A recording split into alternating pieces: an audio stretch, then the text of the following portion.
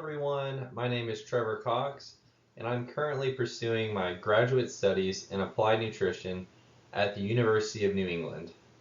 I'm delighted to introduce you to my capstone project, which focuses on investigating the impact of creatine monohydrate supplementation on the cognitive function of healthy adults.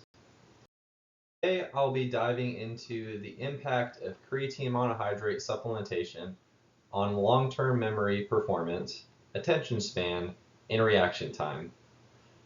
We'll begin by establishing the research question and objectives, followed by a concise introduction to creatine monohydrate and a review of existing literature.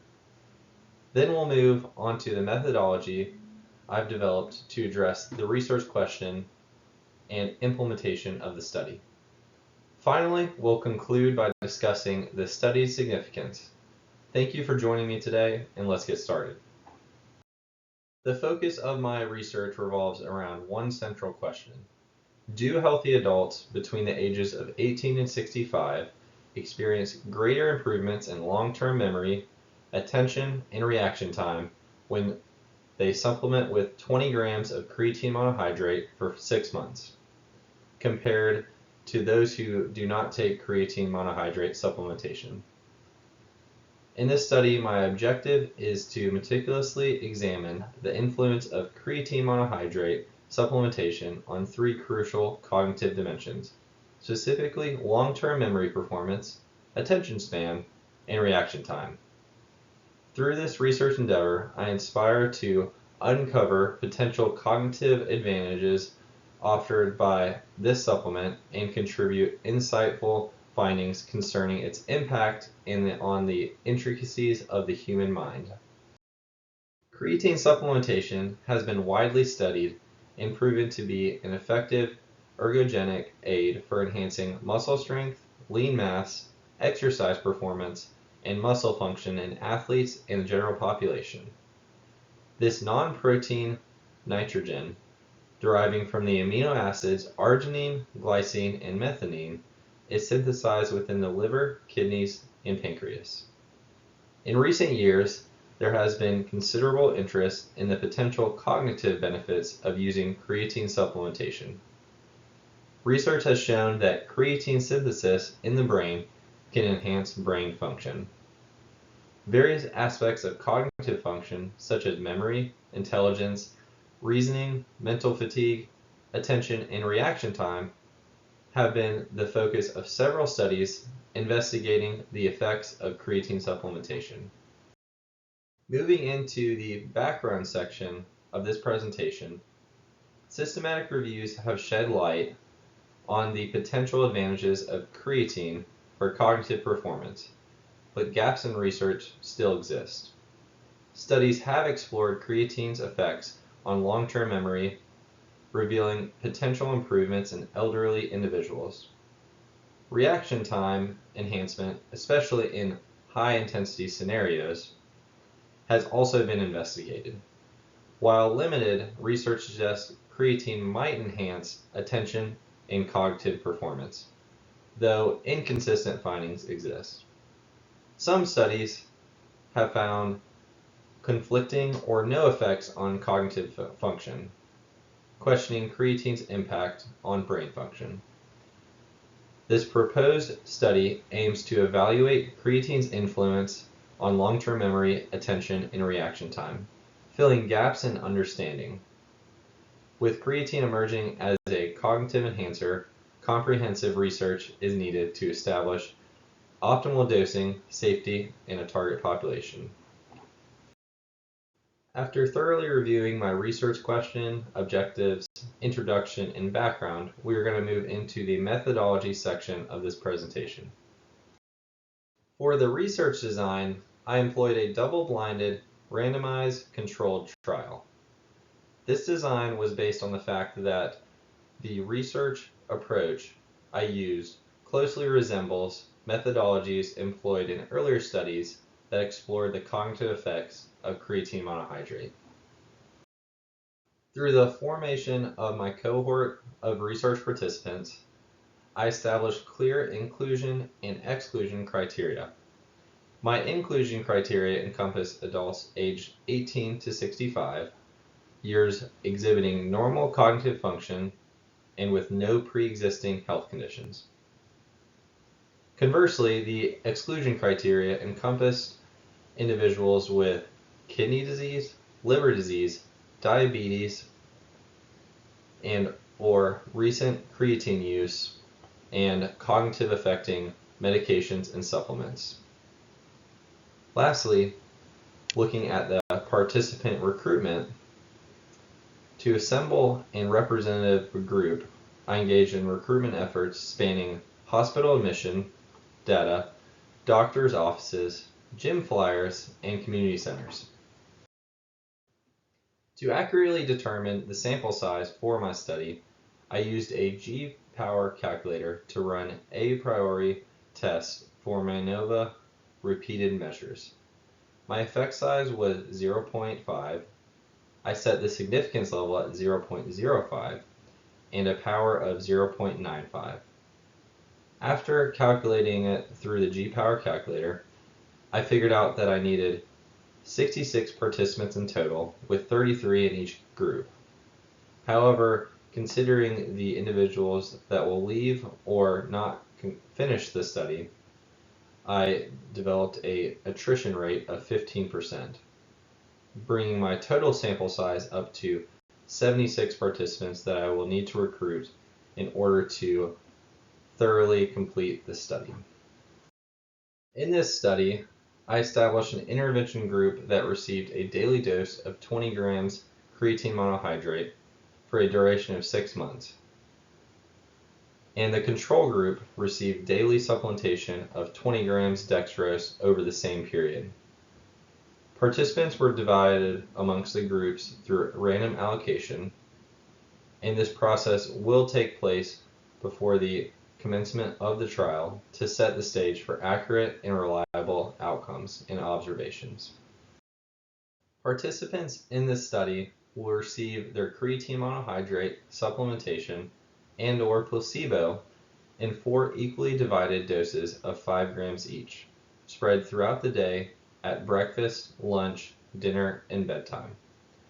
I'll be using the MediSafe medication management app to track compliance.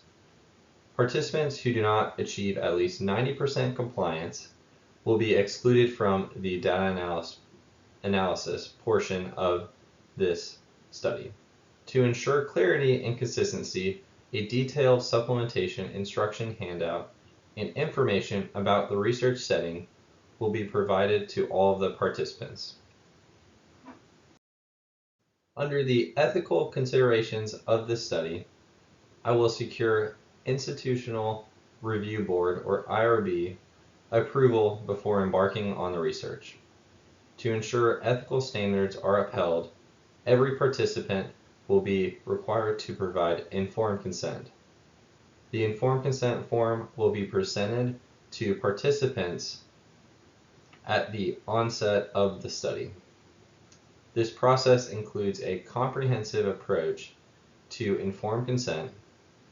Participants will receive a detailed form. They will have the opportunity to review it, ask questions, and seek clarification. This process is essential to ensuring the participants fully comprehend the nature of the study, including the potential risk or discomfort they might encounter. It also underscores the significance of an ethical foundation in research practice. Now looking at the research setting, participants will have the responsibility of self-administering the creatine monohydrate supplements or placebos at their homes, in accordance with the designated dosage. I will be providing all participants with comprehensive instructions to guarantee accurate and uniform supplementation throughout the study.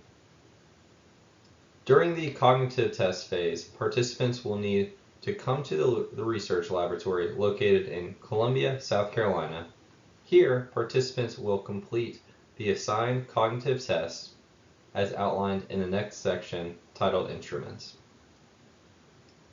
A research laboratory was chosen to ensure a controlled and standard environment, enhancing the consistency of the cognitive assessments. By maintaining consistent conditions, the impact of external factors on the test outcomes will be minimized. The instruments that will be utilized within this study to assess the cognitive domains sought out through the research question will be the test battery for attention performance, or TAP, to evaluate the attention, a visual reaction time, or VRT task, will measure the reaction time, and lastly, a delay recall test, or DRT, will be administered to assess long-term memory. The first test, the TAP test, will be utilizing a vigilance test with a moving bar, and participants will have to respond to a target stimuli with designated button press. For the VRT task, this will be a fixation cross on a white screen with a red circle target. Participants will press a space bar when seeing the red circle. And lastly, the delay recall test will have participants hear 20 words and then have to engage in unrelated activities for 30 minutes and then come back and recall to the research assistants the most amount of words that they are able to remember and recall. Before the trial begins, all potential participants will undergo a baseline blood test to test and evaluate kidney function and blood urea nitrogen, or BUN, levels. This initial step ensures that participants' health is prioritized and that we have a comprehensive understanding of their baseline health status. Our data collection process involves a systematic approach with 3 distinct quantitative measurements taken at specific time intervals.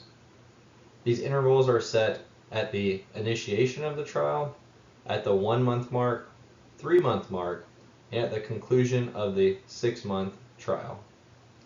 This time allows us to capture dynamic changes over the course of the study. At each measurement period, participants will undergo the cognitive function test as outlined in the previous section, focusing on evaluating long-term memory, attention span, and reaction time. These assessments provide us with essential insights into cognitive performance and potential enhancements resulting from creatine monohydrate supplementation. In addition to the cognitive function tests, we will collect descriptive data that enables a comparison between the experimental and control groups. We will gather the information of the descriptive data, such as age, gender, education level, and as well as behavioral measures pertaining to the cognitive domains that have been discussed. This comprehensive approach ensures that we capture a broad range of relevant variables. Throughout the data collection process, our trained researchers and research assistants will guide participants through the administration of the cognitive function tests to ensure that they are sought out and completed correctly. In the context of data analysis, a careful process of participant coding will be employed to safeguard confidentiality. This will entail assigning unique numerical identifiers to each participant. To maintain consistency, a well-defined coding plan will be devised and consistently applied across various datasets. Following this, the collected data will be entered into the Stata software for analysis. The statistical analysis phase will involve utilizing descriptive statistics to provide an overview of both the demographic and clinical characteristics of the study population. The study's focus on cognitive performance outcomes will involve assessments conducted at specific time intervals. And lastly, looking at the significance level of 0.05 and a power of 0.95, the data will be accurately analyzed. Lastly, I would like to discuss the significance of this study. starting first with the gaps in literature. Existing research in the realm of cognitive health has predominantly explored select cognitive domains affected by creatine supplementation, such as short-term memory, reasoning, and intelligence. However, a notable gap persists in our understanding of how creatine supplementation may influence long-term memory, attention, and reaction time. These specific cognitive aspects remain relatively uncharted territory, warranting further investigation to have a firm grasp on the potential cognitive benefits of creatine monohydrate. Looking at the strength of this study, the study has potential to address critical gaps by venturing into the lesser explored cognitive domains. Also, its focus on healthy adults without cognitive impairments ensures a clear evaluation of the effects without confounding factors. The study's rigorous, double-blinded, randomized control trial design is a notable strength, ensuring meticulous control over variables. And lastly, looking at the dosage and time, this allows for precise examination, yielding valuable insights into optimal conditions for cognitive benefits. The limitations of this study is also important to acknowledge. The findings may be context-specific, applying only to the investigated dosage and duration of creatine supplementation. Variations in dosage and durations might yield different outcomes. Conducting the study within a controlled research laboratory setting may restrict the external validity of the findings, impacting their applicability to real-world scenarios. Lastly, looking at the future insights, despite these limitations, the study's promising contributions are noteworthy.